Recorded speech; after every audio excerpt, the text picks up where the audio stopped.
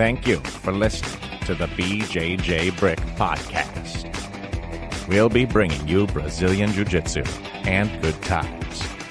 We hope to flatten your Jiu-Jitsu learning curve, help you get the most out of your grappling ability, and meet your goals both on and off the mat. Welcome back to the BJJBrick Podcast. This is episode 302. Today we have an interview with Marisa Messer-Belenchia. My name is Byron. I'm here with my good buddies Joe and Gary. We'll start with Joe. What's up, my man? Well, I'm down here in southeast Louisiana. Things are going good. How you doing? Doing well. I just had a good day on the mats, and Gary was one of the people that was on the mats as well. Gary, how are you doing? You know, I'm here in Wichita, Kansas, just chilling, illin', and getting top billing. That's right.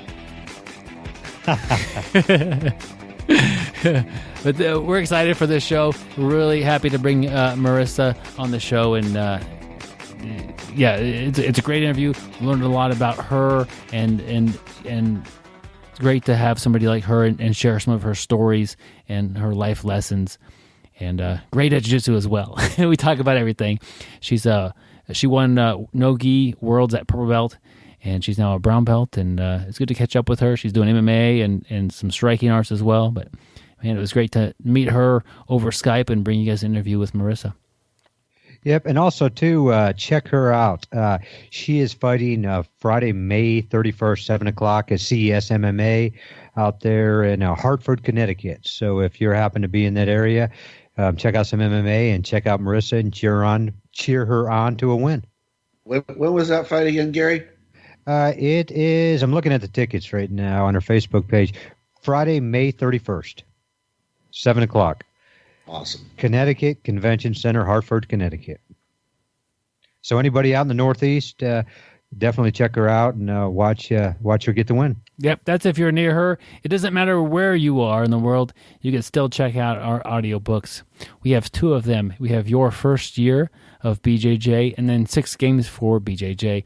First year of BJJ is pretty self-explanatory. If you're new to jiu-jitsu, if you're considering it, or if you're a few months in up to the year mark, it's really a book that's aimed at helping you get a good start to your BJJ journey. 6 games for BJJ is more about altering the style of rolling that you're doing and developing your game through some unconventional methods. And it's things that I have done in my game that have really helped me a lot, kind of a self-discovery thing. And really happy to share both those with you guys. And there'll be links to those in the show notes, so check them out if you're looking for a little extra jiu-jitsu audio content. It's out there, and happy to provide that to you guys, and all the money from those goes to help support the show. And it's not the type of games that Gary and Joe have been playing, but Joe and I, we've been playing footsies, and but the jiu-jitsu footsies. That's entirely different than what you would think it would be if it's not a jiu-jitsu podcast. Guys, I want to bring up a quick off-the-mat lesson, nothing super crazy. I'm recommending the book, The Culture Code, to basically the entire audience, and it's by our friend Daniel Coyle. He's been on the show before, and I brought up a couple of these points and lessons from the book already, but just another one, real simple one. One thing with developing a good culture for a successful group would be a concept he called embrace the messenger. So you've heard the phrase, don't shoot the messenger. That's what is typical. But we want to take that next step further and embrace the messenger. And I think about this with jiu-jitsu, and somebody, I'm rolling with Joe, and Joe's like, man, your Kimura is needing some work. Try bringing your elbows in or something. He gives me some advice. I could say, no, this is the way I like to do my Kimura. That would be like shooting the messenger, and now I don't want to roll with Joe anymore because he's criticizing my jiu-jitsu. I could say, okay, I'll try that. That would be like not shooting the messenger. Or I could say, thanks, Joe. Show me what you mean. I appreciate the feedback, and really encourage kind of what could be seen as a negative message, a critique. But in jiu-jitsu, those are positive things. That's what you need to get better. So I just think of it as a way to receive feedback. Try to embrace the messenger, even if it's somebody who is a lower rank than you or less experienced. If they're sharing something with you, and it seems like they have half a clue, embrace that and encourage that sort of behavior And I think it makes the gyms a little stronger when people could give honest feedback and feel good about that and not feel like, well, did I make him mad because I insulted his Kimura? It's clear if I thank Joe and try to learn it that I'm not insulted by that. Does that make sense, guys? Yeah, Gary, I don't know what you think, but in my opinion, as it relates to actually getting better at jiu-jitsu, this is one of the best off-the-mat lessons we've had. I mean, there's probably few things that will improve your jiu-jitsu as much as being able to take constructive criticism from your fellow teammates. So, man, Byron, I thought that was spot on. Was that one of the best? Make a note of that, Gary. You didn't win the internet. Make a note. I've taken a little. I got a point. One of the best. I got a point. Maybe if I get 2 or 3 of these again, I can win the internet. Nope. Joe is way out in the lead. There's no catching Joe, but he only said one of the best. Gary, to be honest, I was just allowing for the fact that out of 301 episodes before this, one of them may have been as good. I mean, Byron's life lesson was that good, you know. No, I really do think that's a quality concept, and people need to get behind it, and your jiu-jitsu will get better. Yeah, and it can be with anything. If you cook a meal and your spouse says, you know, I'm not really digging this. The chicken's a little bit dry. You overcooked it, I think. You could, all 3 ways. You could get upset. This chicken is cooked perfectly. You don't like good chicken. Okay, that's shooting the messenger. You could be kind of neutral in the thing and say, well, this is the best I could do. Or you could say, how long should I have cooked it for? What do you think? How would you cook this chicken? And, I'll try to do better next time, that sort of thing. Like, this goes with anything with feedback. Try to embrace the messenger. If you want that good feedback, if you want to become a better cook and not cook dried chicken, Gary, embrace that feedback. You're making fun of my chicken now? It's kind of dry and shriveled up. See, that's what she said. Gary, I think Byron just won the internet now because initially, not because he made such a great crack on Gary. Maybe that's why. Initially, Byron, I got the impression you're like, if somebody gives you constructive criticism, it's great to accept that. And now you've taken it to the next level of actually seeking more criticism. If they say your Kimura is a little weak, and here's one thing you can do, you don't just say, thank you, I'll think about that, but you engage in that conversation. And then maybe you say, there's some room on the mats, let's go out here and run through it a couple times. And like I say, the more you embrace this, the better off you'll be. That's right. And a lot of times people think if their Kimura is weak, somebody says, hey, your Kimura is weak, and, they can get down and think that's a fault of their own. But like you said, it's really not a fault, and kind of reminds me of a Chinese proverb. Deal with the faults of others as gently as your own. Byron, talk about that quote right there, that Chinese proverb. Get it back into your off-the-mat lesson. Wow. Well, Gary, this is I have a plethora of opportunity to talk about my faults because I have quite a few of them. Plethora? Byron, we don't even know what plethora means. Have you seen the movie The Three Amigos? The one with Joe, Byron, and Gary? Nice. The bad guy El Guapo uses the word, and so... and the guy that he uses it with didn't know what it meant, but he acted like he did. So way to go, Gary, on calling me out on that. There we go. Like, I didn't know what it meant. I'm not afraid to take criticism. People are going to say I sound stupid, but now I'm going to watch The Three Amigos and I'll learn what it means. I actually it's not a fault of my own. A plethora simply means a superabundance. It means a lot of something. Okay. I will tell you this. When I got my last position with my company, or actually that was position before my current position, I had to take a long, 4-hour psychological test with some psychiatrist, and I wasn't too happy about taking this. And then, I found out the results, and one thing that it said in the results was, I don't have a real good command of languages, words like plethora. And at that point, you know what I did? You stormed out of there and told him to have a very bad day, a very, very bad day? Yeah. No, but here we are. We're talking about handle that criticism well. Yeah. I just wanted to beat the dude up. I was, actually, when the president of our company was talking to me about it, and it's like, yeah, you did really good on everything, but looks like you don't have a great command of the English language. The first thing that came through my head is, I want to find that guy. But now I've changed. Jiu-jitsu has helped. And this, hanging out with you guys has helped. But that off the mat lesson, I have grown. Because now that's not the first thing that comes into my mind, and jiu-jitsu has really helped me with that. But it's like, hey, maybe I should study some more words. Maybe if my Kimura stinks, I should watch Danaher's Kimura DVD. Maybe. If my guillotine doesn't work, study Josh Hinger. So I'm gonna take that to heart there and get better. Sorry, Byron, I just hijacked. You were going to talk about the Chinese proverb: "Deal with the faults of others as gently as your own." Well, I think we all have faults. I mean, it could be as simple as Gary interrupting people mid-story. Man, okay. So first, I admit that I have terrible command of English language, and now you guys are jumping on me again, talking about my other faults. Don't you appreciate that, Gary? Yeah, I mean, we started off with my dry shriveled chicken. Yeah, I think I'm just gonna be quiet now. I'm never gonna win the internet if I keep I gotta like kiss up to the judges here. Not insult them. No, but just, we all have faults. There's nobody that doesn't have some faults, and we tend to judge our faults kind of, with a little bit of graciousness, or we forgive ourselves for the stupid things that we do, and then try to do that to other people as well. So if somebody kind of has a fault that's kind of aimed at your direction, and they insult your command of the English language or whatever, like, maybe they didn't tell you in the best way. Maybe they weren't, super good about the way they delivered that message or whatever. But just whatever their faults are, try to act like, well, if I had that, how would I want people to work with me with that?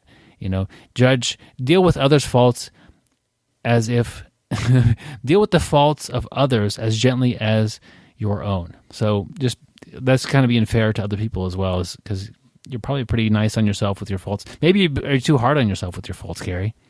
That could be a thing, I do too. See it. Yeah, I mean, I do see a lot of people who are too hard on themselves for their faults, and I think that can really hurt. I mean, like you, I notice you're too hard on yourself with your farts, so I know that really bothers you. Oh, wait, sorry, we're talking about faults, Byron. My bad. One of my faults, and sometimes it gets a little more out of hand than others. Sometimes. Why do you think I stay out of your guard? Because it's so deadly? Yeah, it's deadly. All right. Is that the Wichita fault line that runs through there? Oh, man. Yeah. Speaking of faults, your biggest fault will be if you don't stay tuned for our interview with Marisa. He is the most interesting grappler in the world. IBJJF does not make him register. He was the only man to wristlock Captain Hook. He once put a guillotine on the Horseman, now known as the Headless Horseman. I don't always listen to podcasts, but when I do, I prefer the BjjBrick Podcast. Go for the submission, my friends. All right, my friends, I'm happy to bring Marisa Messer-Belenchia to the BJJBrick Podcast. Marisa, you're also known as the Spider Monkey. How are you doing? I'm doing well. How are you? Doing good. Excited to have you on the show. Our friend Anthony recommended you, and really excited to get to know you and share some of your story with the audience. You've got a lot of different things going on: jiu-jitsu, MMA, boxing or kickboxing. You coach and you compete, all these things. Tell us a little bit about yourself, a little bit of a history of what Marisa has been up to and what brings you to this point.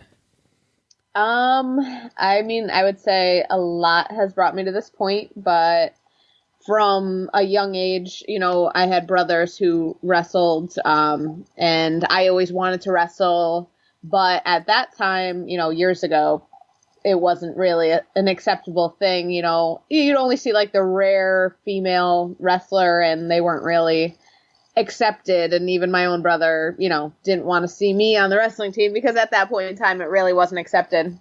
And I actually tried to go, I must have been 10 or something around that age. And I went to 2 practices, but even like family friends of mine did not want to practice with me because it was embarrassing. You know, nobody wanted to go with the girl. I tried to drag my sister along with me, who's the exact 360 opposite of me. So that didn't work out. So I didn't end up sticking with it because I didn't really have much support at that point in time. But it was just always something I wanted to do.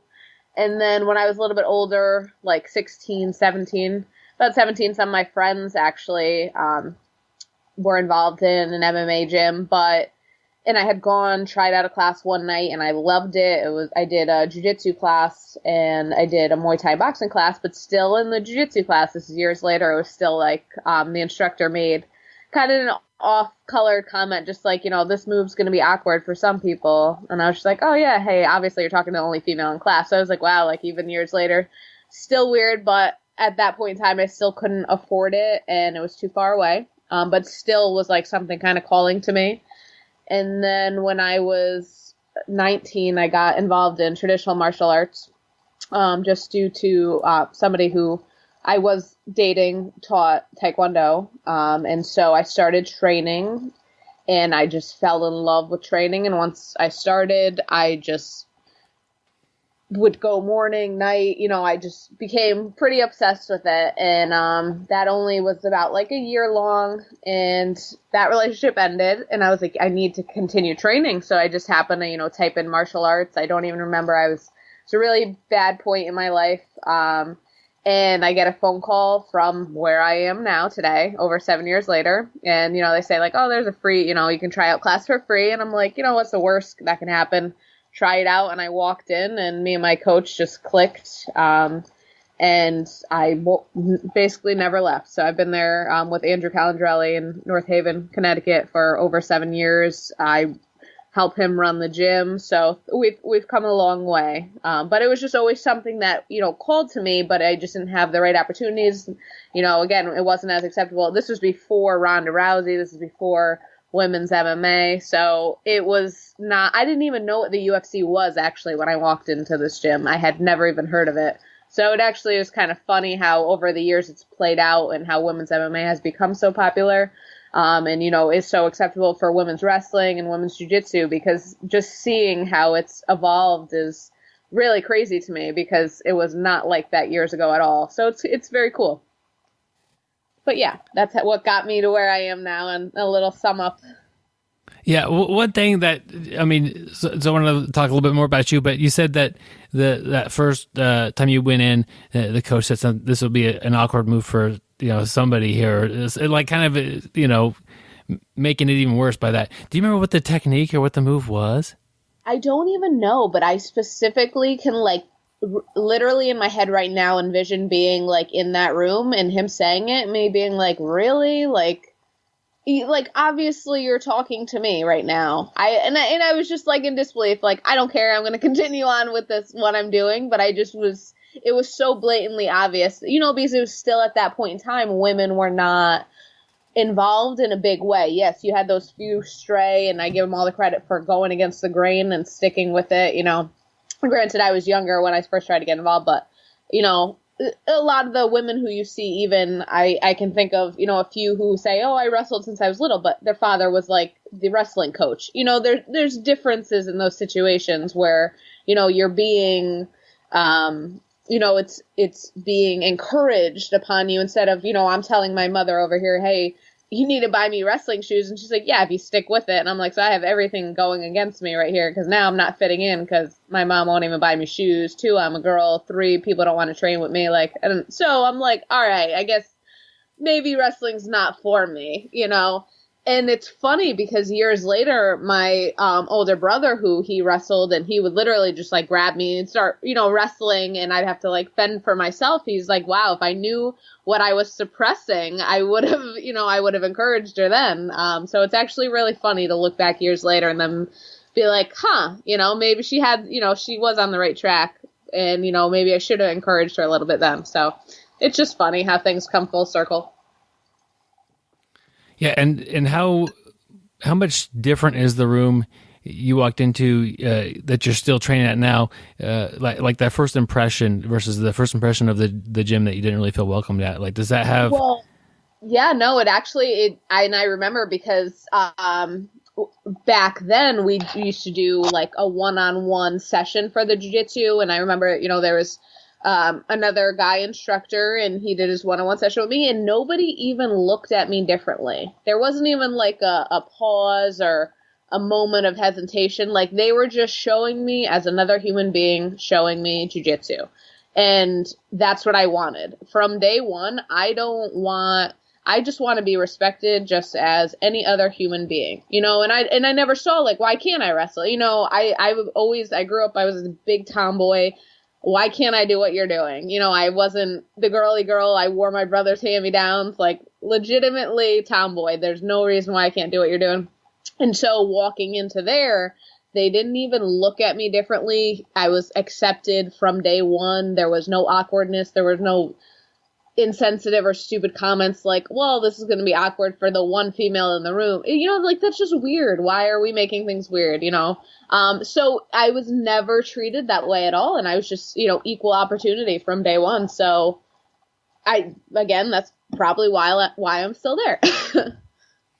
Did you do any other any sports, like growing up? You would like to wrestle, but did you find any other outlets for athletics? I dabbled in multiple things. I really was never an athlete growing up, which is interesting because now I'm a full-blown, obsessively committed athlete. But, I dabbled. I always liked soccer because it was, you could be a little aggressive and kind of under the rug aggressive, whatever, not right on the surface. I always wanted to dance, and I didn't start dancing till I was 16 when I could kind of pay for it myself. And, my sister got her license so she could help me get there, and she dropped me off. So I danced for a few years, and then at the same token, then I started doing martial arts, and my one night of dance was taking away one night of my martial arts, even though I did 4 nights, of the martial arts, and I just became obsessed. And I was like, all right, cool. I, know how to dance, put on music, whatever. That's not important to me anymore. It was something I kind of wanted to try. And ever since then, just obsessed with the training, with jiu-jitsu and striking and boxing and everything like that. And I feel like this sport is good for, like, it is a team sport. You need your teammates 100%. I can't grapple with myself. I can't drill with myself. I can't, I need somebody's reaction. However, my progression is based on myself.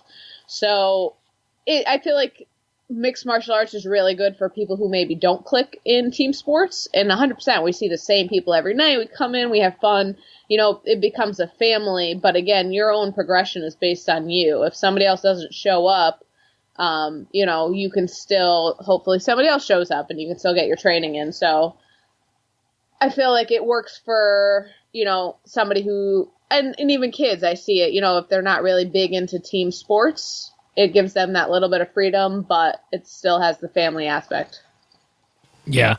For grappling or jiu-jitsu, do you have any, like, any favorite techniques or maybe a strategy that you like to employ?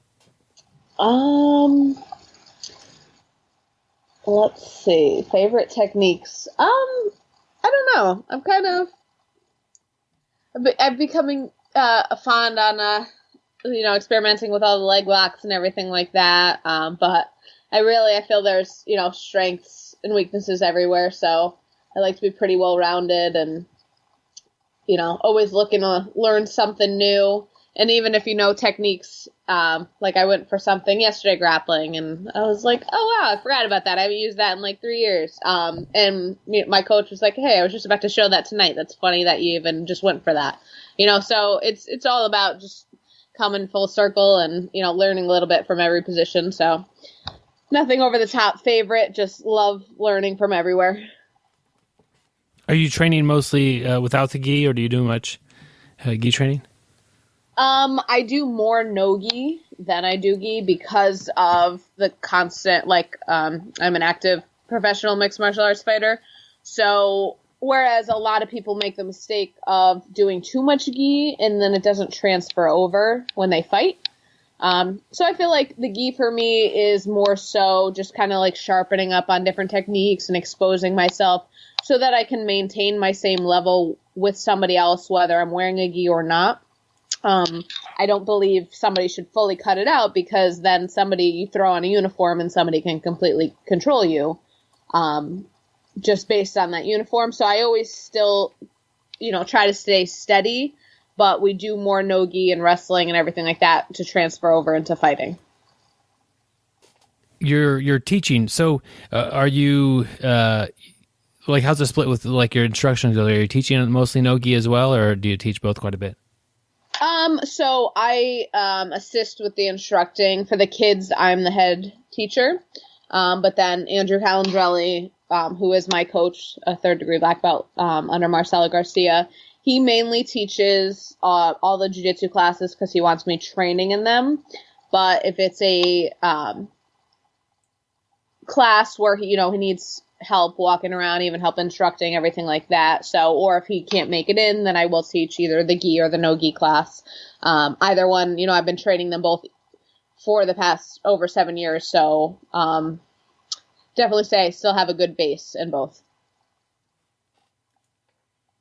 Are you doing it instructing or helping instruct with striking as well, or are you? Yeah.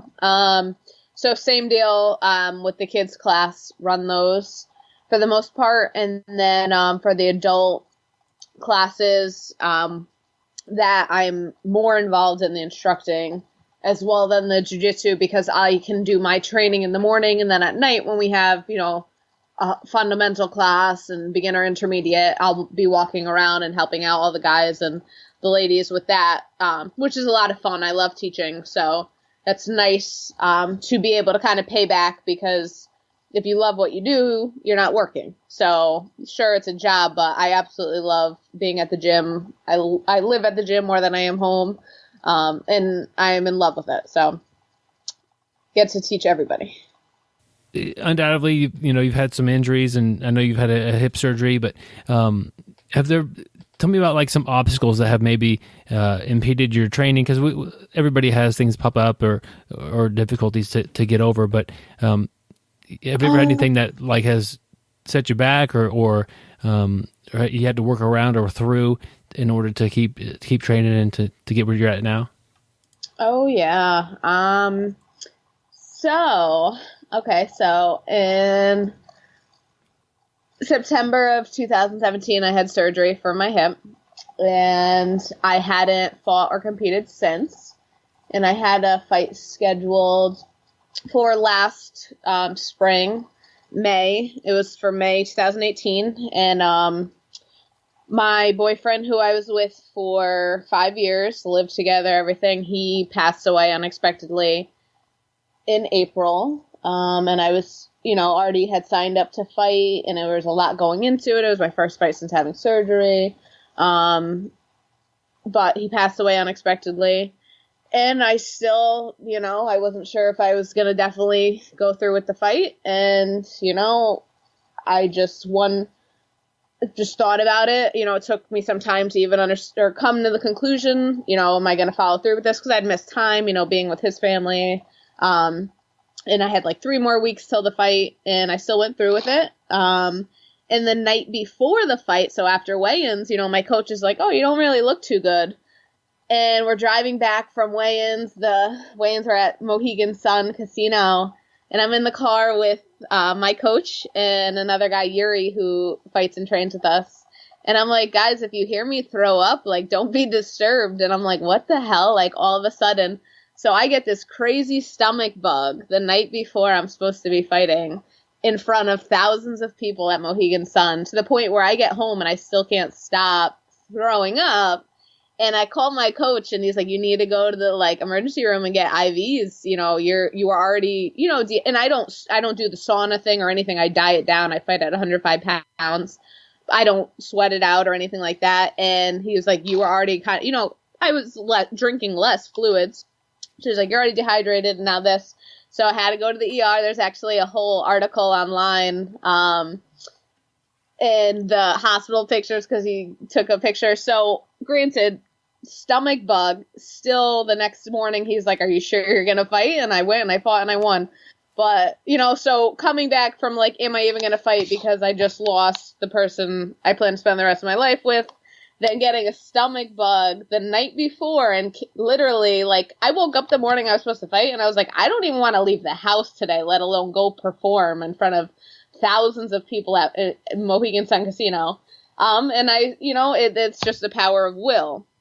And so that went through, and then I went pro the following month, and I had a few fights, and then I fought my second pro fight this past August, and then I was supposed to fight in Bellator, biggest fight so far, in February, and in January my father went into, he wasn't feeling well, and he went in to get like a triple bypass, and everything that could have gone wrong did, and I ended up losing my father as well. So all within a year's time. This is all very fresh, but I'm at a point where I finally found some peace again, and I have a fight scheduled for the end of this month, and that's just life. So yes, I've overcome quite a few things, and they've all happened to be quite recent, but you just keep trucking.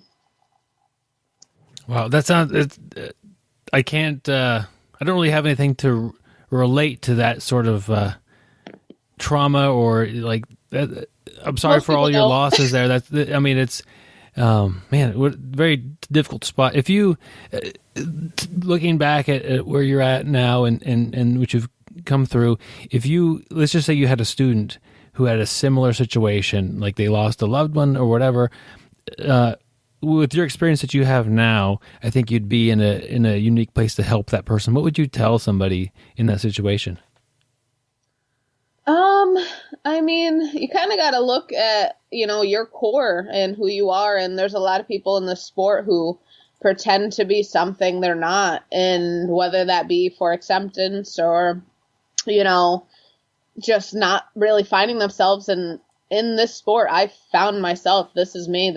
I don't put on an act. I don't this is me. And what made me even go through with, the fight in the first place, just a few weeks after, losing my boyfriend, I had remembered a year previously, I had met one of their family friends, and the first thing this guy says to me is, and I had never had anybody say this to me ever, and he said, describe yourself in 3 words or less. Go.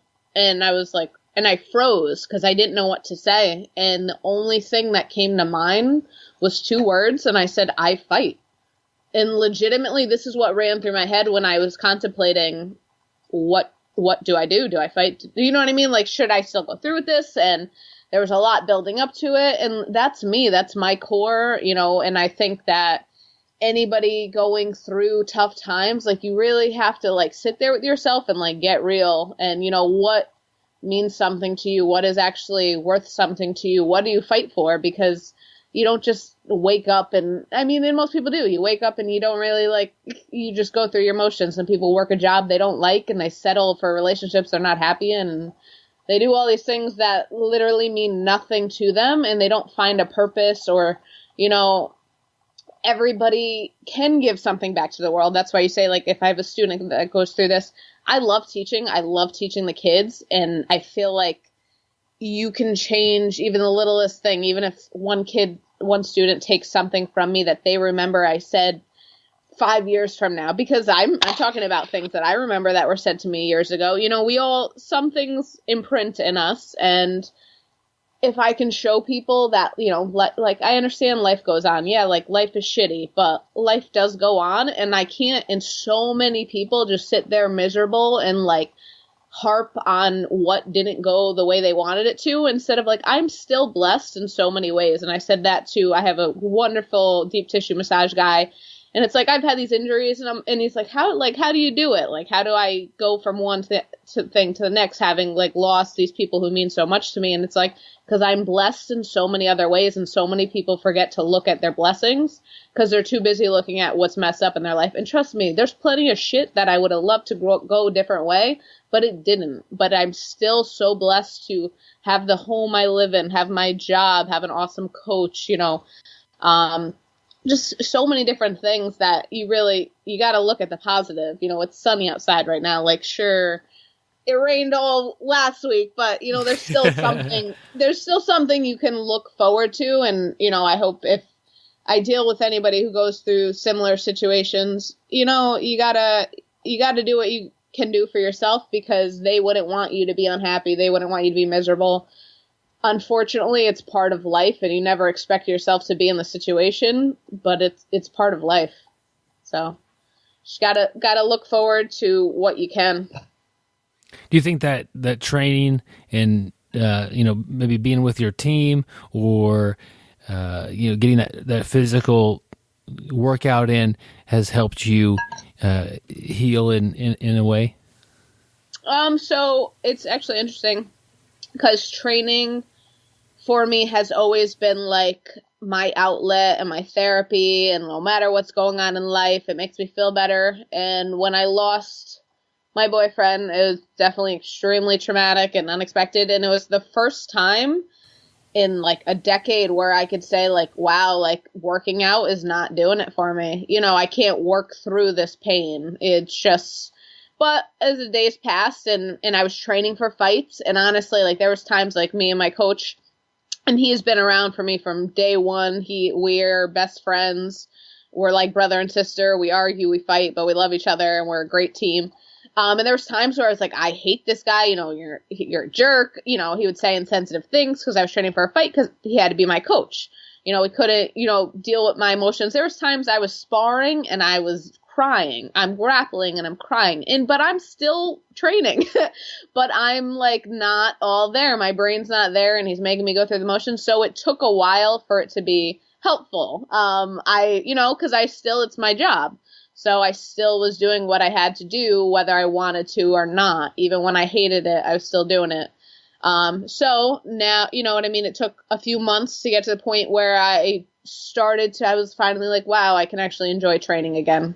For me, and, to feel good and get back to like, this is your joy, and I could joke around, but it just took a little while after that. And then, like I said, I was supposed to be fighting again, and my father was, in very bad condition, and that was very unexpected. And I was like, I'm not doing it again. I'm not going through another fight camp when I'm dealing with traumatic, and a traumatic experience right now with somebody who is very close to me after going through that. I was like, damn, I think I have a little PTSD from the first time. I was like, I'm just not doing it. And, so I kind of put my foot down on that one, and I pulled out of that fight, which the only other time I've ever backed out of a fight is when I needed hip surgery.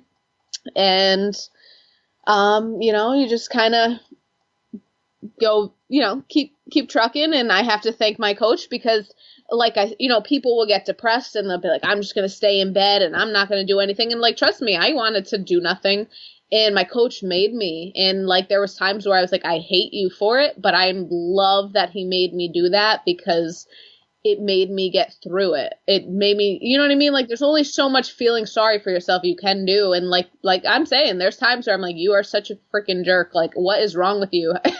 And he still had sympathy for me, but he wasn't going to let me stop the course. If there's anybody who would want me to see me keep going, was my boyfriend, was my father, who would want to see, who supported me so much in fighting that they wouldn't want to see me stop. And he knew that. So he just kept pushing me and pushing me and pushing me, to the point where I was like, I don't like you right now. But at the end of the day, I knew it was for my best interest. And I'm so thankful that I have somebody in my life who could keep me on track like that during all this craziness. Like, one of the first things you said was I'd use like fitness and working out to get over things sometimes, and it didn't work. Yep. And I think in that situation, you're so fortunate to have your team there to support you in your decision to just keep working instead of trying to find an alternate solution or an alternate way to ease some of your pain. Yeah. You kept going and kept working. That's really pretty amazing, because a lot of times when something doesn't work, like, I don't know, let's get drunk, or let's just stop going to the gym and do something entirely different and change of attitude. But yeah, it's great that you had the support there, even though at times it sounds like it was pretty difficult as far as, getting pushed and that sort of thing. But sometimes, like, a good coach will see what you need, and sometimes what you need isn't always what you want at the moment. Yes, this is very true. So tell me a little bit about teaching, and working with kids, because I like teaching jiu-jitsu and working, but I'm far better at doing that with adults. Like, give me a room full of adults. Give me a room full of adults that are, like, skeptical about what I'm showing them, even, like, whatever. Like, we're going to have fun, and hopefully it'll come across. But teaching kids has always been very challenging for me. So what do you do differently when you're teaching a room of kids? You know what? I like teaching the kids. I teach kids normally we start at 4, but sometimes 3-year-olds are okay. Each child is different. Sometimes 4-year-olds, they're not mature enough. Sometimes 3-year-olds, they're mature enough. So we'll start around that age. And I love, the smaller and younger they are, the more I love them, because if you're kind of misbehaving or you do something wrong, like, you don't mean to. So it's kind of humorous to me. You do need a lot of patience, and I've grown a lot of patience through other life experiences I've had, earlier on in life, and they carry over, and it's rewarding. So for the kids, they're just funny, but again, you do need patience. And I find that the older they get, the less patience I do have, because when they're like teenagers, like, better, and you're just willingly choosing not to listen to me. So my patience then weans a little bit, whereas, like I said, if they're younger, you don't know better. And I really love it when a parent, brings their kids and they're like, they're so bad, they're not going to listen. I'm like, let me take the reins here, because I love figuring people out and, like, just kind of reading their personalities. And I have, one boy who I teach now, and I'm sure, he doesn't like to listen a lot. And, his father had come in and said, he has this, like, and I've never heard anything like this before, but, like, medically diagnosed thing where he just doesn't listen to adults. And it's like, what is going on with 2019? Because what the hell is that? So I'm like, let me just work with the guy. He's probably about 10 years old. And I started realizing how intelligent he was. He wanted to misbehave. He didn't want to listen, but I realized he's very smart. And if you do jiu-jitsu, you understand the smarter you are, the better you're going to get at jiu-jitsu. And so I started, instead of, yelling at him when he misbehaved, I'd call him over and I would say, we both know you're very intelligent. Your father's a very intelligent man. So I know where you get it from.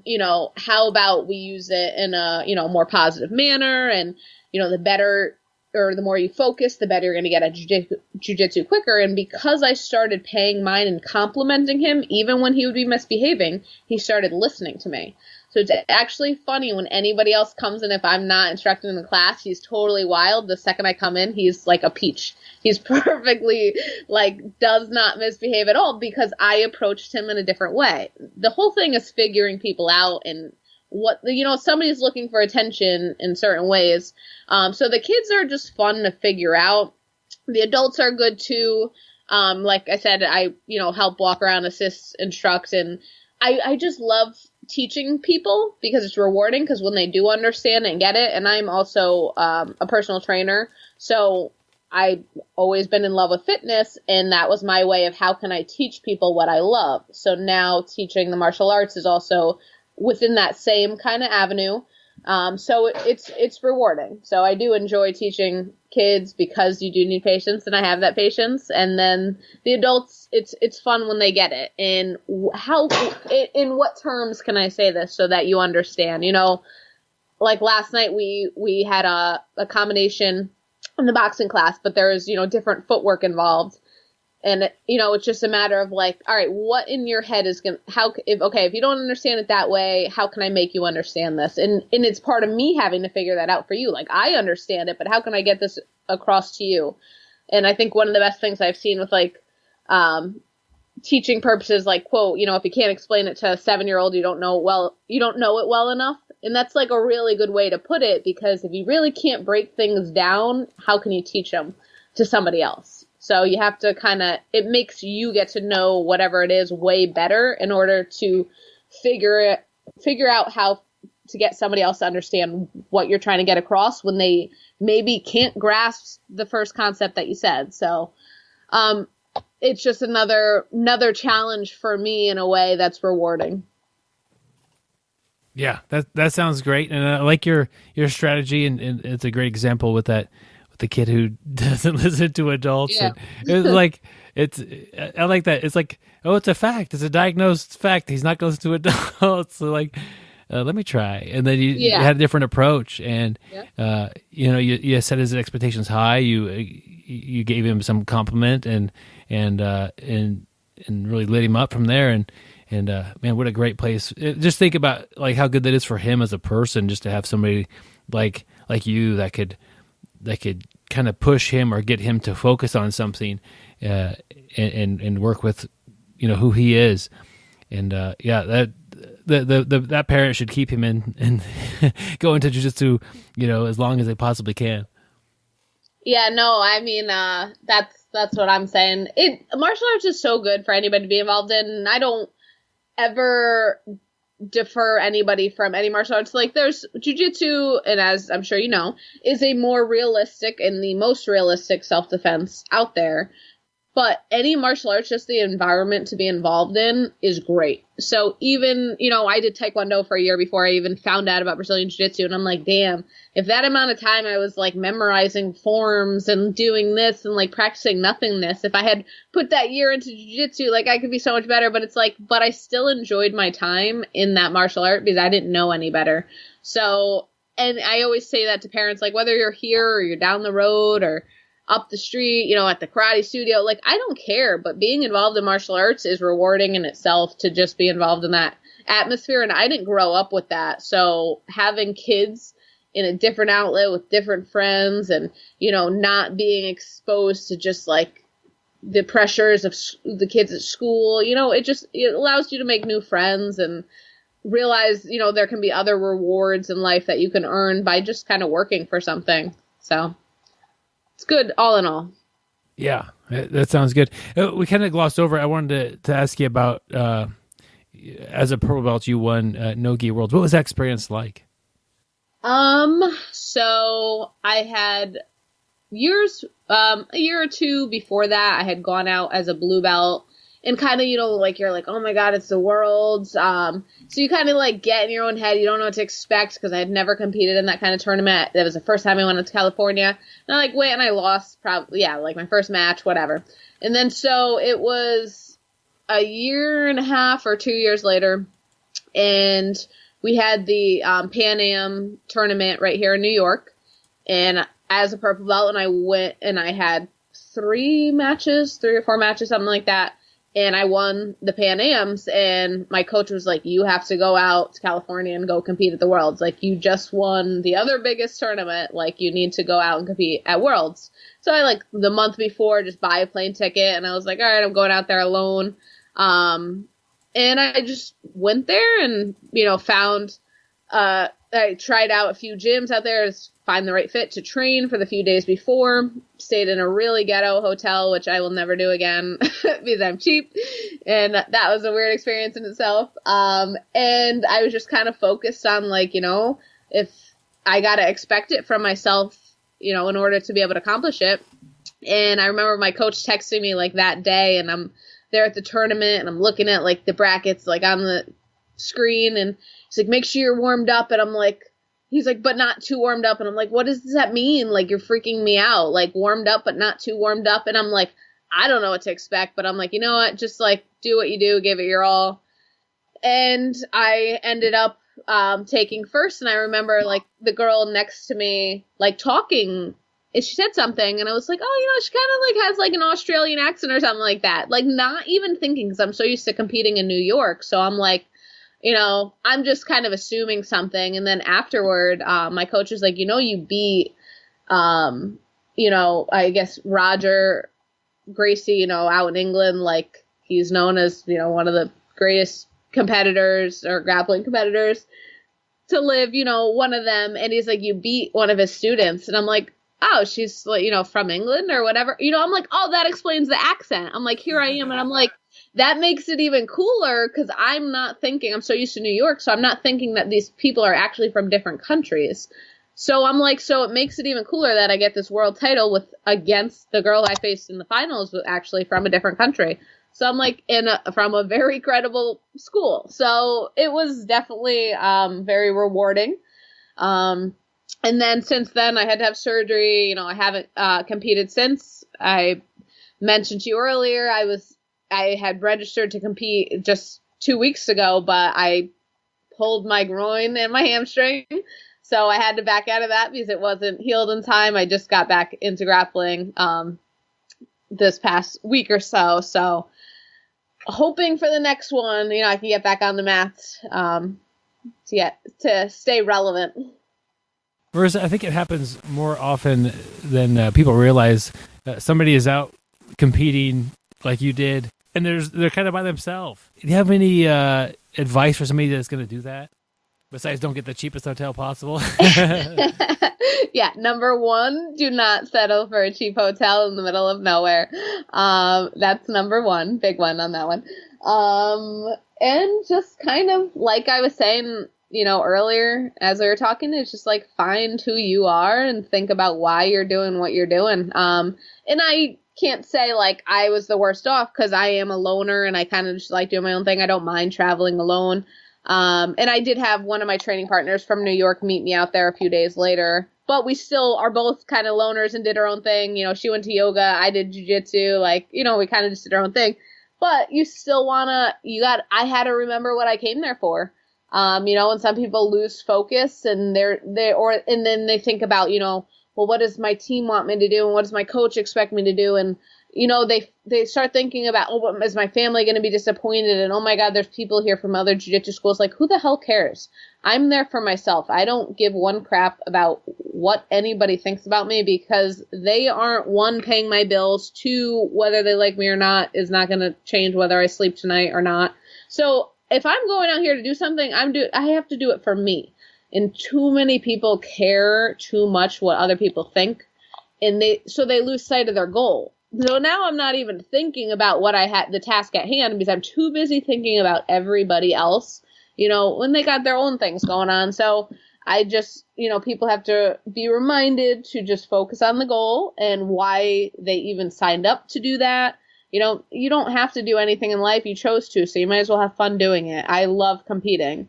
And if you lose, you can't be a sore loser. Somebody was better than you that day, so you figure out how to attack it a different way the next time or change your mindset, something like that. So being out there alone, I would say, remember why you're doing what you're doing. Do you have any advice for somebody wanting to do like MMA if they are, most people listening do jiu-jitsu, but if they're wanting to start with MMA or maybe just add, kickboxing to their training routine, any advice or anything you would say to them to kind of help get them going in the right direction? Obviously you want to find good program, good coach, but just getting involved and kind of dabbling at first just to have fun. It's good just for even cross training. You don't have to get serious with it. Boxing's a lot of fun. It'll help you if you compete in jiu-jitsu to help kind of keep your weight down because you get a good sweat. And it's fun. You're using different muscles. You're conditioning yourself more. I've been in boxing gyms for years for sparring.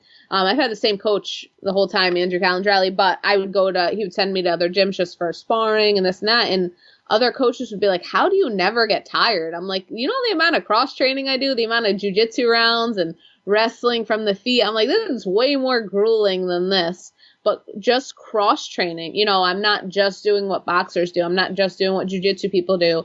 And I can outwork 99.9% of people because you're just constantly training different muscles, different ways.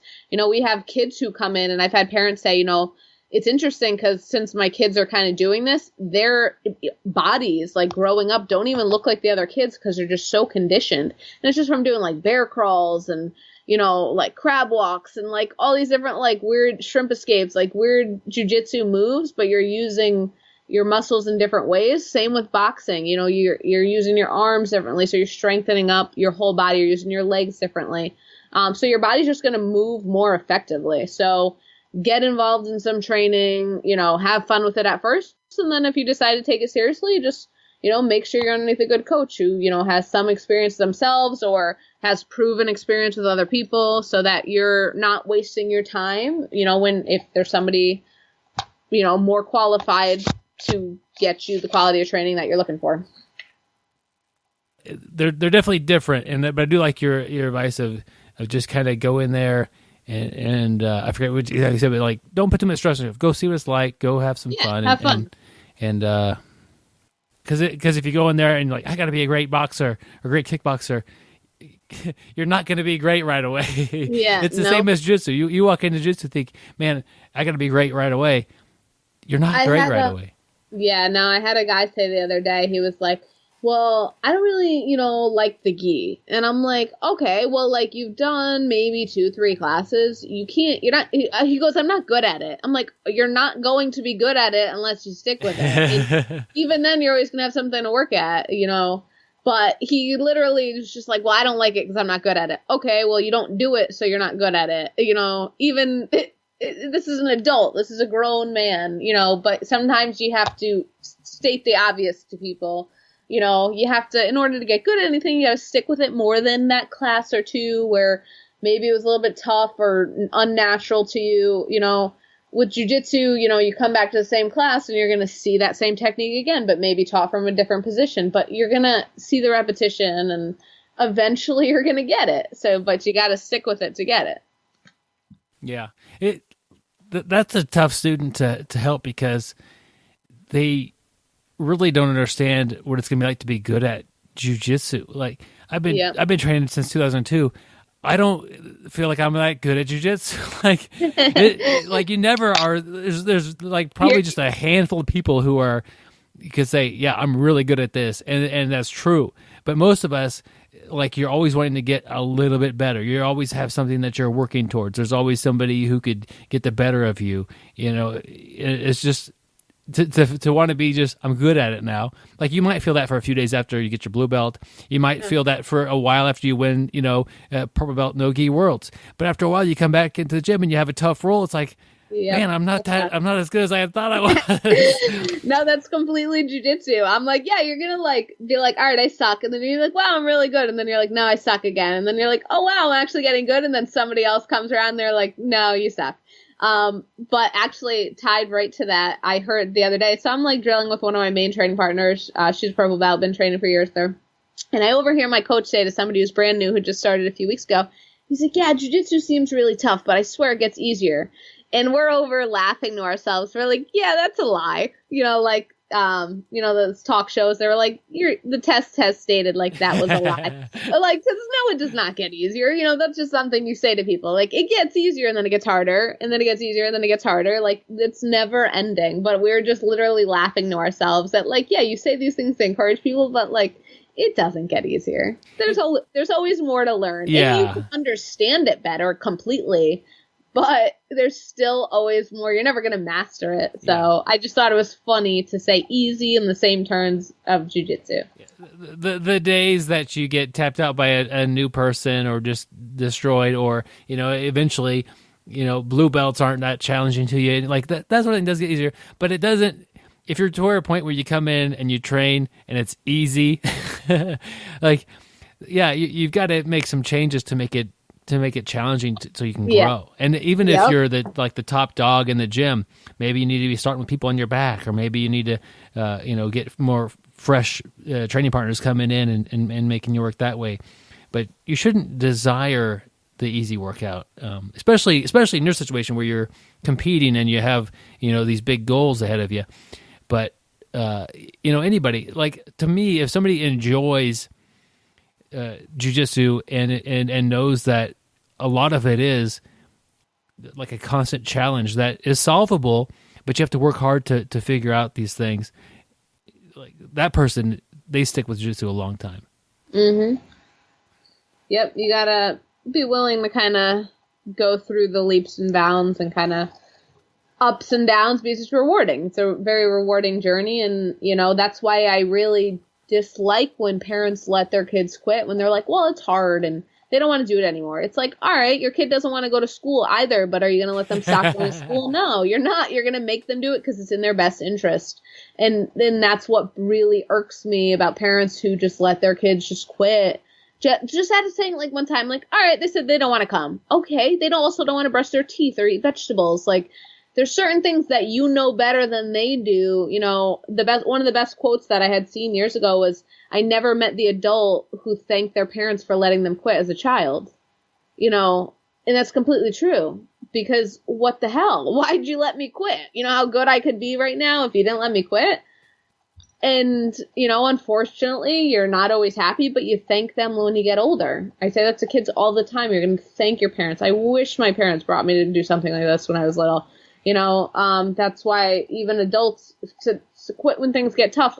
What are you teaching them for when they are adults? Life is tough. Life is not going to be, a bowl of Skittles. Like, it's not going to be very exciting. Like, you're going to have shitty times and you have to figure out how to work through them, not quit when you hit a wall or every time you hit a wall, So Jiu-Jitsu does develop that kind of a grit and mental toughness as well. And if you could teach a kid how to be mentally tough, and Jiu-Jitsu is that outlet, that's a perfect tool that's going to help them off the mat. I mean, they could never compete. They could just do it as a hobby or whatever, but when they get to a tough spot in life, they'll have some of that grit built in because of Jiu-Jitsu. Yeah. They're putting themselves in uncomfortable situations just as adults are. Every time you're grappling, you're willingly taking the risk of putting yourself in a really uncomfortable situation, but Jiu-Jitsu gives you solutions to get out of them. And like, that's the same thing with life. It's just like, and just as Jiu-Jitsu is referred to as a game of chess, there's a counter, there's a way that you maybe cannot make the same mistake next time, but if you just quit, then you never figure out that way to not make that same mistake. And, I could see your time is up here. All right, I moved on from this point in my life, but you don't quit just because something got tough. Figure out that hurdle. If it's not for you, it's not for you. And that's respectable too. I had a parent, they canceled their kid's membership, this past month just because they said, he's a young kid. We're looking for something that suits him. And I totally understand it doesn't suit everybody, but it's not like, it's better than the excuse like, well, they don't want to do it anymore. They quit because it's tough. It's like, they're trying to find something because everybody, looking. Yeah. And that's perfectly respectable and fine. But when a parent is like, hey, it's just, my kid, it's too hard for them, or like just some bullshit excuse me, but like that I don't really understand. But I could see if you're like, we're trying to find something that clicks for them, that I totally understand. But just if something is tough or uncomfortable, you got to teach them how to work through that, because they're never going to stop facing that when they get to their teens and their adulthood and when they start looking for jobs. And, you're always going to be sometimes not hearing what you want to hear, and you still got to face it and figure out how to work through it. So you mentioned like just to put you in uncomfortable spots or bad spots, and you have to, it has a way to get out. There's the solution. And you think about like actual life being in a tough spot. It might be like, maybe your boss is hard on you, or maybe, trouble with a relationship or whatever. Like, a big part of getting out of a tough spot in Jiu-Jitsu is to just wiggle a little bit and to just move into the right direction. So it might not be like let's say you have a mount on me. It might not be just roll you off of the mount, or big shrimp to where I get my guard back. It might just be like get my hands in position, kind of wiggle a little bit to get some of the pressure off, or move a little bit. Just small adjustments are what happens a lot in Jiu-Jitsu. And something in real life, just somebody's making just small adjustments is all you could do at the time, but you're headed in the right direction. And eventually those small adjustments do make a big change. That's completely true. Completely true. Marisa, I'm curious, what are your goals you have coming up? So May 31st, I'm having my third professional MMA fight. And then June, I believe it's 29th, I am having my professional boxing debut. So that's pretty exciting. And in the meantime, if anything comes up grappling-wise, I'm not sure when the next New York tournament is. I'm sure that'll be kind of on the calendar. But, just staying active. And I was supposed to fight on April 20th, but my opponent backed out. So, and it's like I've had that happen a lot even as an amateur. So I'm just trying to stay active. And, I always say I'm getting old.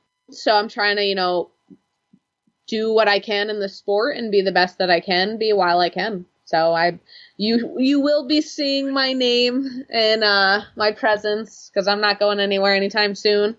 And I will just be out there trying to stir up some things and show the world that I'm not going anywhere till I decide to. Cool. Well, I'm looking forward to continue to watch you, grow and accomplish more and more in the martial arts world. What's a good way to follow you or keep up with you? So Instagram is a good way, and my Instagram name is just Real Spider Monkey. So it's just legitimately spelled out like that, Real Spider Monkey. And then on Facebook, I have a like page, and it's just Marisa, and then it says Spider Monkey Belenchia. So people can also follow that for like fight news, stuff like that. And I definitely plan to, by the end of the year, hopefully be back out in California to compete in the Brown Belt Worlds. So definitely have bigger things in mind to get some more titles at Brown Belt and then Black Belt once I'm there. So, in Jiu-Jitsu. Cool. I've had a pleasure talking with you, and I'll put links to your social media on the website. Do you have any final thoughts you'd like to leave with the audience? If you're in the Connecticut area, definitely check out Ultimate MMA Training Center in North Haven, Connecticut. I'd be happy to work with any ladies or gentlemen.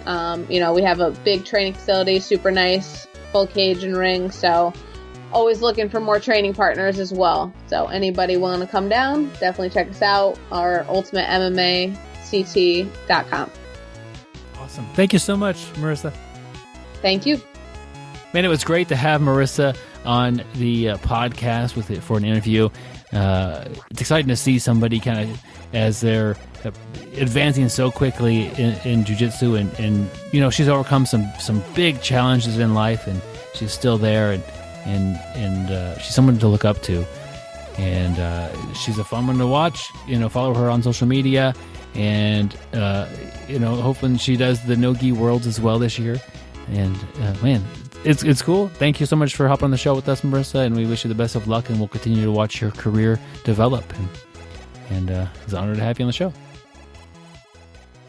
If you think this is a interview or an episode that a friend of yours would like, please let them know, and just either forward them a link to the podcast or maybe to the website, whatever your friend understands. Not everybody listens to podcasts. Some people listen to it on the actual website. Some people listen to them on YouTube, which is a little bit that's not a lot of people that go there and listen to them. But wherever your amigos are hanging out, the three of us are here, us three amigos. I mean, some of us have a plethora of amigos. Even more than three. Problem is, I only have two. And they just bag on you all the time. Well, I saw something on the news today. Some study that said the average adult in America hasn't made a new friend in the last 5 years. And, it was kind of on a mental health issue. And I thought, man, that's one thing about jiu-jitsu. If you do jiu-jitsu and you're a decent human being on the mats, you're going to make friends all the time. So I think that's what I love most about jiu-jitsu. But speaking of mental health, this week's article is not so much as an article, but just a picture that we ran across on the internet. And it's a picture that's got some hints for things you can do for children's mental health. And when Byron wanted to use this picture instead of an article, Gary said, that's great, because I don't read books without pictures, and the more the better. So there we go again. But I'm going to start reading a plethora of books, Joe. Awesome. So anyway, it's a picture that somebody posted that has different ways that you can support your child's mental health. And as jiu-jitsu practitioners, some of us teach kids classes. All of us, I think, interact with the kids, and we should all be concerned about this. So great pick, Byron. Gary, anything on this list jump out at you? You're kind of a coach anyway, so what do you see here? You know, and I know I've been talking about coaching my basketball team, and when I looked at this article, I just thought so many of them. And, you know, I see a lot of them. You know, I love exercise, but, you know, right up there on the top row, support. Regularly support, encourage, and praise your child. You know, those things go a long way. And I mean, not even just children, you know, I'm going to throw this back to work. You know, the people that work for me, you know, I need to support, encourage, praise them. I like it when my boss supports, encourage, and praise them. So why wouldn't our children like it? It's going to be great for their mental health. It's going to, you know, show that you care, and they're going to learn a lot from it. So I like that one. I mean, I like all these, but that was one that really jumped out to me. Yeah, good one, Gary. Yeah, there's probably a dozen or so on here. And it's more of like an infographic, and I really like those. I like the what I'm at the top there. Exercise, encourage play, exercise, and sport. Like that is jiu-jitsu. And I'm just thinking, you know, if you do jiu-jitsu and you've got some little ones in the house, it would be great to get them to do jiu-jitsu as well. But it doesn't mean that they have to. I mean, it might just be kind of you know, some kind of rough and tumble play. You know, in the evening or in the morning, whatever, you kind of wrestle around a little bit, and just kids kind of, a lot of kids will kind of gravitate over that. It's kind of fun, kind of wild, and it kind of teaches them how their body works and how to, you know, hang with another person if that's what's going on. It's different than, you know, from a wrestling class or actually jiu-jitsu class, but just kind of some play wrestling in the living room is not a bad thing. That's what some of the funnest times that I could think of as a little kid, is just kind of wrestling around and in the living room. And yeah, Byron, I was just thinking about, sorry there I go interrupting, which is one of my This is going to be, no, this is scary. This already? I can tell already. You're going to win the internet with this one. This is going to be a good one. Yeah. No, but I'm going to go back to what Joe was saying. You guys are talking about exercise, and, you know, let's just say it's a jiu-jitsu class. And Joe, you were talking about people don't meet a friend within 5 years for adults. You know, you take your kid and you put him in a jiu-jitsu or a sport or, you know, a wrestling practice or whatever. They're going to make friends. And, you know, making those friends, you know, then we're going to go back to that's definitely going to help that kid's mental health too, you know, besides just the exercise part. So, you know, I think exercise is incredible. You know, it helps not only kids, but us adults too. Yep. I want to touch on one that's on here and one that's not on here. I just wanted to say that nowhere on here does it say if your kid plays the violin, make sure you get them some private lessons and make sure they practice an hour a day. Or it doesn't say if your kid plays baseball, make sure and teach them how to throw a curveball or get better at hitting. So, you know, if you're a jiu-jitsu parent, your job isn't necessarily to try and help them get better at jiu-jitsu. I mean, you can let the coach do that, and all these other things on the list are probably more important. One that I really like on the list is tell your child that you're proud of them. And I think it's really great, and jiu-jitsu coaches can do this as well. I don't really like the idea of complimenting a kid on results as much as I like the idea of complimenting them on the work they put to get the results. You know, if you tell a kid if he does 5-6 tournaments in a row over a year and a half period of time, wins them all, and every time you're telling him, I'm so proud of you, you won every match, I'm so proud of you, you got 3 submissions, I'm so proud you got another gold medal.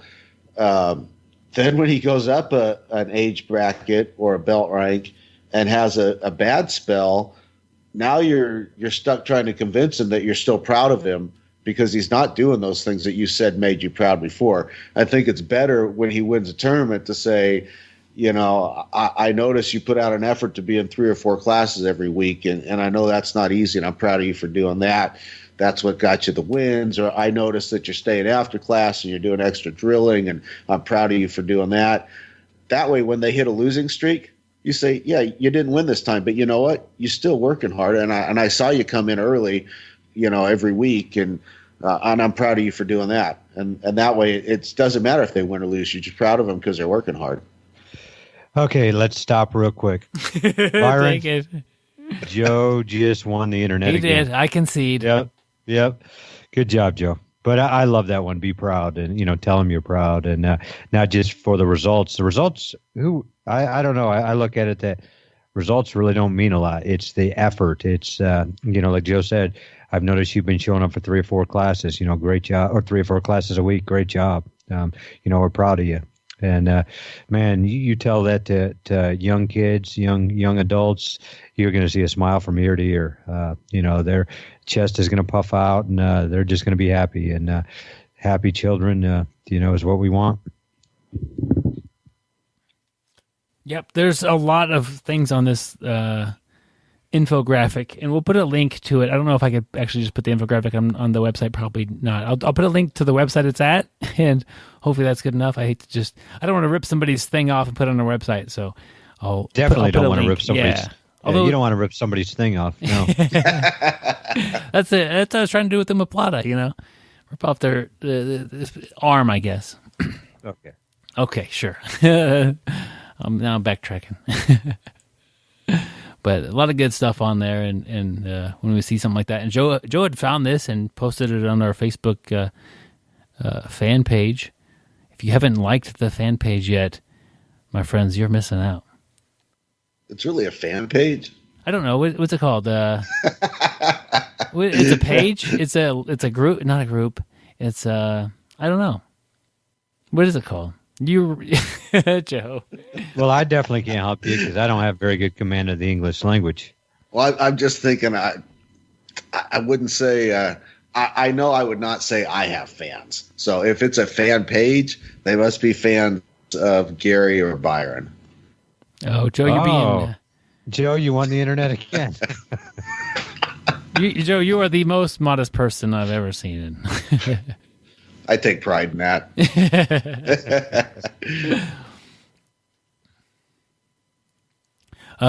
Coming up, time is ticking. We're having our BjjBrick event. It's on Father's Day weekend. It's June 14, 15, and 16. So June 14 is a Friday. It's going to be in the evening. So if you're able to roll into town, in the afternoon or in the evening, get some mat time with us. And it just kind of get together, roll, socialize, and get to meet everybody who can make it in Friday. Saturday's the big day. We have 2 seminars. Samira Chantry and Gina Franson will be teaching seminars. They have been in Wichita, not for the BJJBrick event. They've taught classes or taught seminars in Wichita before. And Joe, our friend Jake Fox, kind of helps organize all this thing and put it together. He's like, "Who should we get?" And they came up and it was like, absolutely, they're going to do a great job. Samir is a world-class athlete, and he's very well known for his nogi skills and accomplishments. So he's going to be teaching kind of a nogi seminar, and Gina will be teaching some gi techniques. She's an amazing instructor, really good about communicating and showing technique, and learned a lot from her last time she was here. I don't know what she's going to show, but last time she showed some cool X-Guard stuff, and it was really kind of eye-opening, so that was kind of fun. You could get tickets, so there are tickets slots available, and Jake's telling me it probably will sell out. And we've had several listeners get tickets already, but foxfitnessbjj.com is where you'd find those. There's a little in the show notes. If you go to the website or just go on your phone and wherever you're playing it, go to the show notes. There probably will be a link in that, or a little picture if they all download to your phone like they should. And you can check out the information there and have an avenue to get tickets. If you have trouble with anything like getting tickets or figuring out where to stay or any questions about Wichita, send me an email, bjjbrick@gmail.com. I want to make the best effort to make this a great stay for you and a great weekend. Sunday. So that's Saturday, Gina and Samir. And then Sunday, I'm going to be teaching some stuff alongside with some help from Gary and Joe. And I'm kind of working on putting together a little curriculum.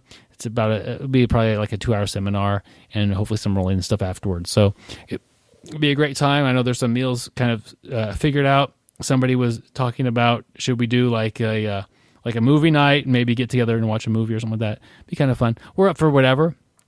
Super we happy. We could watch Byron's home movies. No, we don't want any part of No, that. I think Paul was mentioning like maybe the movie 300 or something like that. Kind of something that a lot of us have seen. We can just kind of hang out and watch it and chat while it's going on. I don't know. So just up for whatever that weekend brings us. We're gonna have a good time. That's the goal. I want to give a quick shout out to our Patreon supporters. Thanks again, Jason and Sarah, for your continued support on Patreon. It means a lot to us that you have signed up for Patreon and you're continuing to support us. What we do is we'll send you out a 5-inch BJJBrick gi patch and like a sticker, and you're welcome to join a private Facebook group. Just send us an email, bjjbrick@gmail.com, and include a link to your Facebook page, and we'll get you added as friends and then into the group. And we kind of have a lot of behind the scenes smack talk is what it's been lately. But more accurately, Byron will get you added to the page, because we recently had a new member want to join the page, and Gary and I tried for a day or so, and then we gave up and let Byron take care of it. That might be. I was on vacation today or a couple of days, and I look at my phone like, they're having trouble with this. But we'll get you added in. It's a team effort. And it's just, what Patreon is if you think the show is worth like $1 or $2 or whatever, and you want to support us with that, Patreon's a great way to do that. At the end of the month, they'll bill you the $4 or $5 if it's been a 5-episode month or whatever it is.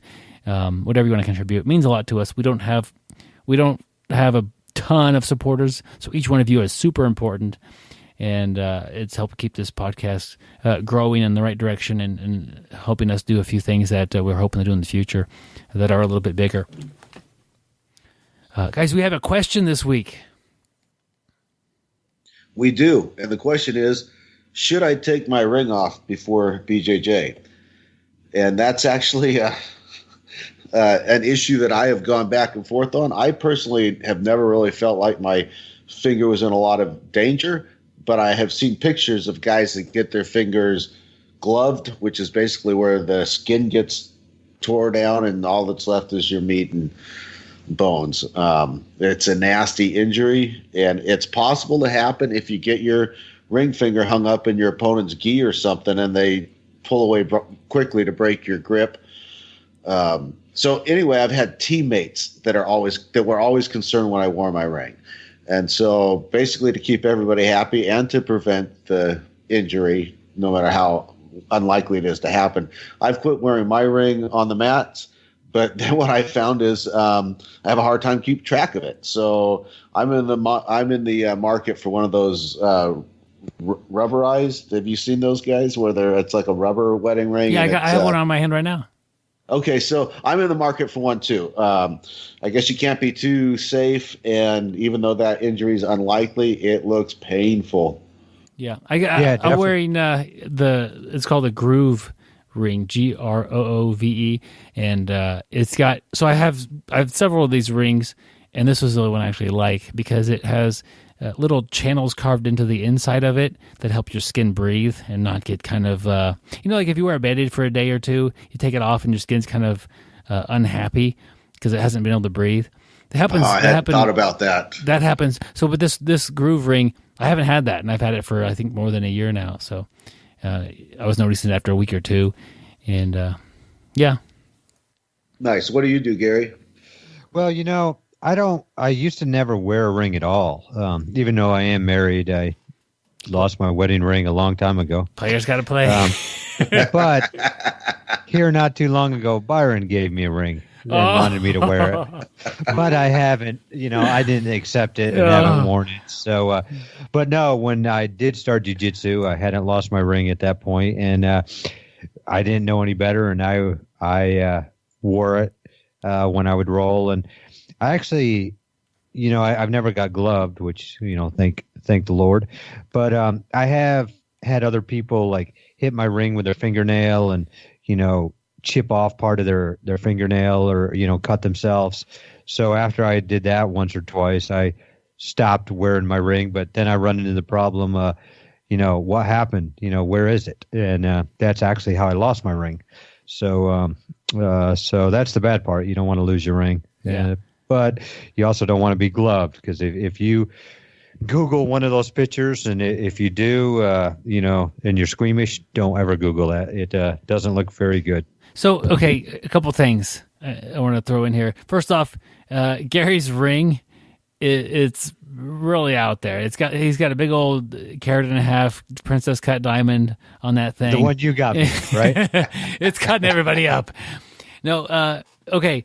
The gloving or degloving injury. I don't know if this has happened from jiu-jitsu. I think of this as a thing that happens with like a machine incident. Right. It's an industrial injury. Yeah. Usually. Like some sort of power tool or something like that. It gets a hold of your ring and just rips it off of there. And it takes the skin, which is basically like leather, and rolls it inside out. Horrible injury. A lot of damage to the finger. That's not what I'm afraid of with jiu-jitsu. I think that's possibly I don't know if that's a myth or if anybody's ever had that. What will happen is if like you injure your finger in any way, where you jam it, you break it, you I don't know, smash it, whatever. Then you're wearing a ring, especially a metal ring, and with some of these metals like tungsten and some of these rings are super hard metals that are hard to cut, and then your finger swells up, and then it starts to have pressure built up around the ring to where it can't swell properly, and then you could actually possibly lose your finger because the swelling is so intense and it's causing damage from not being able to swell because the ring is constricting it. It's got to really make a choke on the base of your finger there. And as a firefighter, I have cut rings off before, and they've all been made out of gold, which is like, I don't think I could make hardly a scratch on like a tungsten ring or some of these other rings. But if somebody injured their hand, or they have a burn on their hand, or they're likely to have their finger swelling, we will take the rings off. And hopefully the ring is just loose enough, you can just take it right off. And if it's not, we'll have a little device. It's like a little hand crank kind of I'm never happy to pull it out because it's going to damage the ring, and it takes a little while. But we have a little, it looks like the size of a quarter, maybe $50, and it's a little blade that's circular, and you put something underneath it, and I'm not describing this very well, and you crank on it, and it just kind of grinds at the gold, and it eventually will grind its way through that within a couple minutes, and you could get the ring then widened out and then off. So if you injure your hand and you're wearing your ring, like, okay, you thought it was uncomfortable to take your ring off before your finger was hurting. Now that you have a busted finger, now try to take your ring off. That's going to be very uncomfortable.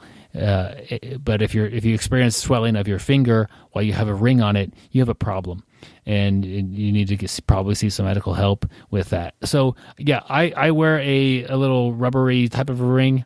But here's the deal with this. A lot of times at jiu-jitsu, it'll turn inside out just because it's how it is, or it comes off entirely. So usually, I also wear a wristwatch. When I take my wristwatch off, I take my ring off, and I throw them, and I kind of put the ring on the watch, like on the band, and throw them on my gym bag, and they're there for me when I'm done. I haven't lost it yet. But I don't know. Still, you could possibly lose a finger if you wear an actual ring and get it damaged and it swells up, let's say overnight. That would be a bad deal. Yep. So the public service announcement that Byron snuck in there is, if you injure your hand in any way and you're wearing a ring, take it off immediately. Yeah, and it's also good if you can. Yeah, and it's good to have a ring that you can take off if you're in a situation. I know my dad for years, his ring was just on, and he couldn't take it off, and I don't know how he eventually got that ring off of his finger, but that's not a situation you want to find yourself in, especially if you're doing a semi-dangerous activity. And I don't think jiu-jitsu we're going to be getting like, bodily taking a ton of damage. It's not like a grave injury, but it's very conceivable that you could be rolling with somebody who is not that aggressive or that crazy, and you could bust your finger. That's a like you could bump heads together. That things like that happen.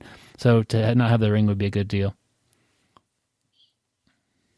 And plus, like Gary, if you had that big old diamond on there, it's just kind of tearing up the mats as well. I was so happy though that you spent all that money on me. A CZ. The diamond ring's one thing, but that studded collar he wears is pretty good choke defense. Oh, very classy.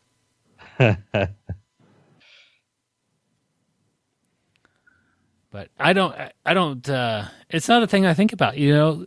I don't know how many people that we roll with wear their rings. I don't pay attention to that. Do you guys notice that sort of thing, or do you just roll? I just roll.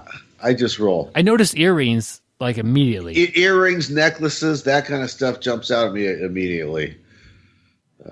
And I hate when people wear crap on their wrist. You know, guys come in with those rubbery wristbands or leather wristbands, and I don't know why they don't take them off. And that bugs the heck out of me. I gotta start wearing stuff when Joe comes back up for the BjjBrick.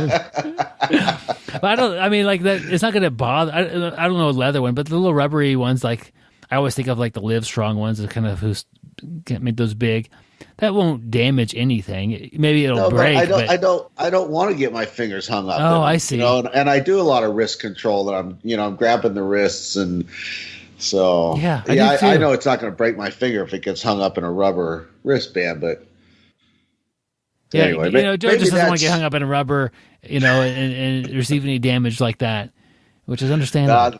That's my old man. Get off my lawn, you young fella. You saying that, and I guess I also don't roll with anybody who wears those, because I would know, because wrist control, you would notice that. Yes. Earrings are noticeable. Necklaces, it's like, that's just going to break. Your earring will cause damage to your ear. A necklace, it's just going to break. I mean, I don't want to break anybody's necklace. I mean, I'm not doing it on purpose, but take it off. It'd be a smart move. I think if you're new to jiu-jitsu and you walk in and you're wearing earrings, you're kind of letting everybody know that you are, you've never done this before. Like, it's kind of a red flag.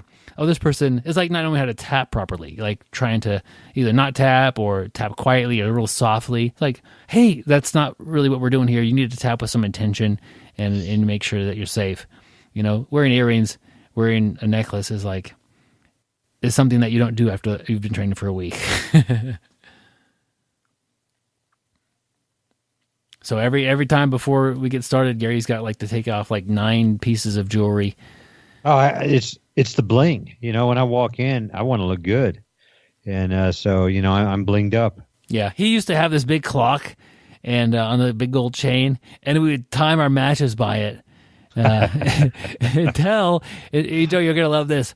He got his own foot caught in the chain, and he choked himself. Well, no, my foot was caught. I didn't choke myself. I tapped to a toe hold. Yeah. And it happened at 7:30 in the evening because the clock stopped working at that time. Yeah. I find it funny that Byron's giving Gary a hard time about his jewelry when Byron rolls and he refuses to take out his nipple ring. All 3 of them every round. Yeah, that's already been posted. Yep, it's already been posted. I guess I gotta go look on social media. Yep. Hey, thanks for having my back, Joe. Literally. Anytime, bro. Oh man! So next week, I'm excited. It's another great month that we've had of podcasting. But next week is our last episode of the month. It's a topic episode, and the topic we're rolling with is reasons you're not getting submissions. So I think we've all been there, where it's just like you come in, you're not getting any submissions. You're not rolling too terribly, but it's just not happening for you. And I think we're going to share some interesting stories and some ideas and kind of help your game end with some more submissions. I'm looking forward to learning some stuff next week. Well, then we're kind of going to have to lean on Gary on this one then. So Gary, bring the A material because I don't have anything. I could make my contribution to next week's show tonight. I'm not getting any submissions because my jiu-jitsu's weak. Don't worry, I'll be blinged up as always. Well, here's a quick cheat before we let you guys go about next week. If you're not getting any submissions, just consider any submission that happens during the round to be a submission, whether it's to you or from you. Good point. Boom! It was a submission. I was involved in 9 arm bars and 3 Kimuras today. You can call yourself a submission specialist. Yeah, every round I roll ends with a submission. There's normally 7 or 8 each round. Yeah, you go to a tournament. Yeah, 3 matches, 3 pretty quick submissions. It was double elimination. Then I did the absolute You got to division as submit well. it twice. Yeah. 2 submissions in 1 match. Oh man. Anyway, it's been fun. Stay sweaty, my friends. And don't forget to shower. Train hard, train smart, get better, guys. We'll see you on the mats. And don't forget to wear your bling. Thank you for listening. I hope you find the time today to roll. After all, the best way to get better at Brazilian Jiu-Jitsu is to do Brazilian Jiu-Jitsu.